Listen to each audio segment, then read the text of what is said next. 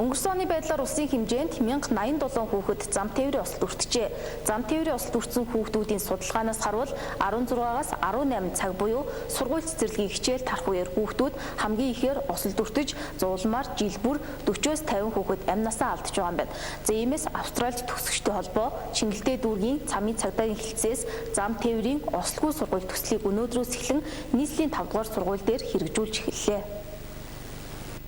Замын цагдаагийн албанаас гаргасан дүн мэдээлэлээс үзэхэд хүүхэд өртсөн зам тээврийн ослын тоо сүүлийн жилүүдэд буурахгүй байна гэсэн мэдээлэл байна. Зөвхөн 2016 онд гэтэл улсын хэмжээнд 1087 хүүхэд зам тээврийн ослд өртснөөс 87% нь буюу 947 хүүхэд Улаанбаатар хотод ослд өртжээ. Хүн бүр явган зорчигч, жолооч, асран хамгаалагч байдаг гэдгийг санах хэрэгтэй. Иймээс замын хөдөлгөөний аюулгүй байдал бол хамтын оролцоо үйлдэл, үүрэг хариуцлагын бодит жишээ юм. Гэтэл зарим жолооч нар ганцхан минут зам тавиад өгчөд амьдрал нь үрэгдэх гэж байгаа юм шиг дайрч давшиж сигналдаж бухимддаг. Энэ нь замын хөдөлгөөнд оролцох жолоочдын ухамсар, соёлтой шууд холбоотой асуудал юм а.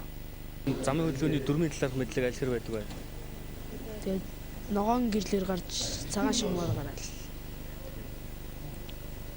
Ер нь жишээ зам хөдлөн гаргаж байхад жолооч нар ер нь зам тавьж өгдөг зөвлөл байдгүй. Замын хөдөлгөөнд оролцоход хамгийн хүндрэлтэй зүйл юу вэ? Зарим хүмүүс нь тавьж өгдөг, зарим нь тавьж өгдөг. Гүшүү дайраад гараад.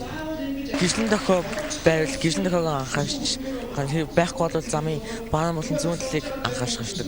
Жолооч зам тавьж өгдөг. Харин манай сургуулийн school police гэдэг нөгөө эцэг эхчүүд зам анхаарч өгдөг. Жолооч нар ер нь бол зам тавихтаа асуудалтай байдаг. Тэгээ одоо манай сургууль school police гэх нэг тийм нөө 5 дахь сургуулийн ивент байранд байдаг тийм замын цагдаа гаргадаг байгаа.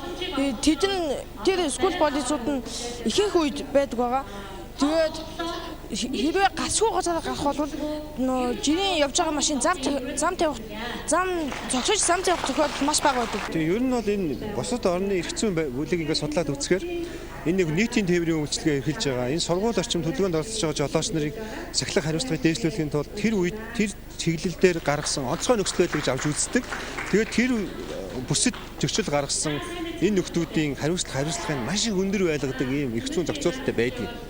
Тэгэхээр одоо төр засаг маань энэ чиглэл рүү ер нь явж байгаа. Тэгэхээр жолооч нар өөрсдөө ухамсарт үйл ажиллагаагаараа энийгээ зохицуулж чадахгүй бол төр халдварлагаараа энэ зайлшгүй хийгдэх ёстой гэж бид нэр санал санаачлал боловсруулалтыг хөрвүүлж байгаа.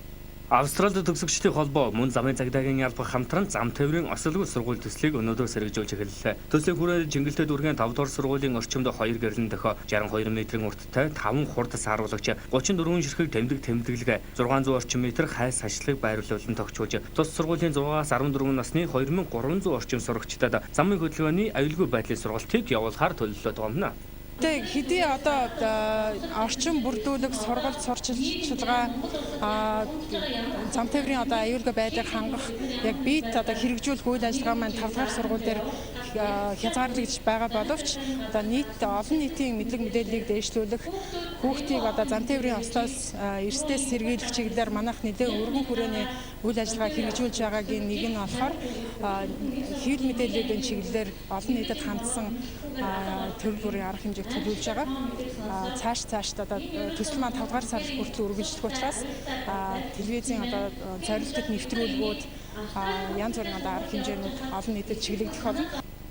Тэгээд Австрали улсын хувьд бол сургуулийн ойролцоо бол ягууны гарц одоо энэ хаалт хашилтууд бол маш ихээр сайн байрлуулсан байдаг. Тэгээд бас дээрэс нэмж хэлэхэд дүрм зөрчсөн одоо жолооч хэрвээ Австралид байх юм бол Австралийн одоо цагдаа нар тэрийг бол илрүүлээд шүүхтээр аваачна гэдэг нь бол 100% итгэлтэй тийм ер нь бол байнга тэгэгддэг юм байна л да.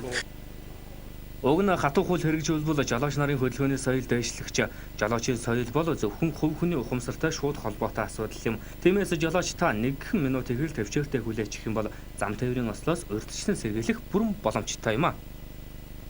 Сүүлийн 5 жилийн хугацаанд